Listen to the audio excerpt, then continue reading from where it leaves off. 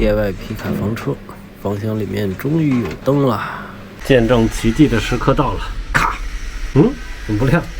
倒了不少东西，看，包括焊锡的东西啊，一些保险丝、挂钩、水路的东西，还有一些五金配件。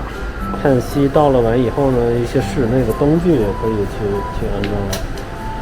因为现在还是用的这种充电的 LED 灯去做嘛，亮度还是有限，包括范围也有限。我觉得还是可以先把这个室内的一些灯弄了，这样的话工作起来就是更明亮，效率也会提高一些。现在正在额头床这个位置，主要呢我是想焊一下这个灯带。这个灯带我特地选的是48伏的。48伏的比较好的地方呢，就是同等功率下电流可以小很多，并且呢，灯带有一个问题，就是如果12伏的灯带经常连的比较长的话，比如说10几米那种，它的压降会比较明显，就是到末端它发光会下降很多。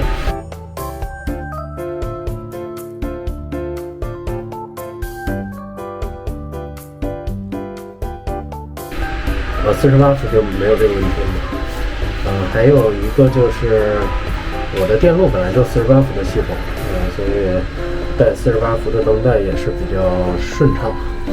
但灯带这个比较麻烦的一个点就是，我拍一下，它不是说像那种很傻瓜似的，我接一个接头就可以了，它是需要焊接的，所以我特地还买了一个焊台，然后正负极去焊一下，直接接到48伏的开关和电源。额头床这块是我准备第一个焊的，因为它这个长度面积比较大，已经连好了。那现在就操作一下。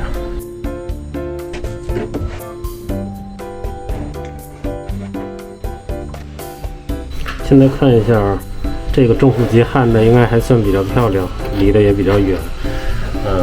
这样的话，我这个再通上电，应该这个就可以亮了。测试一下。见证奇迹的时刻到了，咔，怎么不亮？没连好，可以了。可以看一下啊，这个现在我开了逆变器，如果把灯关上呢，逆变器的一个空载功耗应该是30瓦左右。开了灯70多瓦，70多瓦的这个灯，你看现在可以开100个小时，所以说这个电还比较充足的。然后这个 breaker 也装上了。电路呢，现在其实我完全塞到这个箱子里面也可以，但是我觉得就有点太紧了，并且如果再加一个排风扇的话，我怕这个空气不太流通，所以我还是会把一些设备放在这个区域。这个区域尽量占的小一点吧，因为这块空调的管也会从这块伸下来，那所以这一块还会有一半的柜子吧，相当于储物空间少了1/3，但是散热的话会效率会提高一些。就是我觉得这个还是有必要去做这种调整的，因为安全永远是第一位的。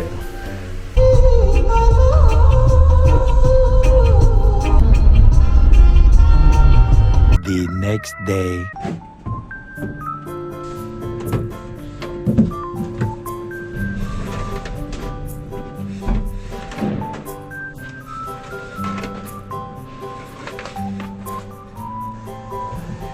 现在这个水盆还有小淋浴间这个灯都搞好了，这灯亮的越来越多了，就感觉进度还是往前提了不少。灯光的那个色温呢，它不是纯白，而是偏暖白，所以在小房间里面这种色调的光，我觉得还比较适合，显得比较温馨吧。